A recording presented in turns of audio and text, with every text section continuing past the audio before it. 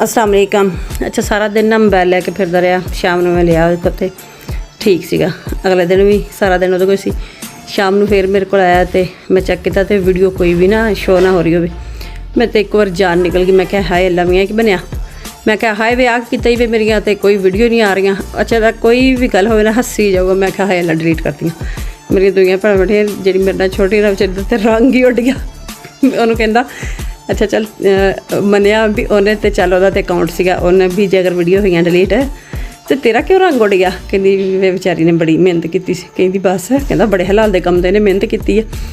कहता कुछ भी नहीं मैं किया आ जांदियां सबर कर ला नैट स्लो आ किते बेहोश ही ना हो जी। मैं नहीं बेहोश नहीं होंदी वैसे सही दस मेरिया वीडियो तो डिलीट करतियां। कहता नहीं कीतियां हैगियां। वही गल हुई थोड़ी देर बाद ना वीडियो आ गया। मैं है शुक्र आ। मैं सच्ची नहीं तो मैनू अटैक हो जाना सी। कहता हाँ हो जाना तेनों अटैक। खैर माशाल्लाह शुक्र आ लै जांदा लेकिन कुछ नहीं कहता। सारा दिन मोबाइल वो कोल रहिंदा। वीडियो बना के लिया मैं फौरन वो वीडियो चुक के ला लियां।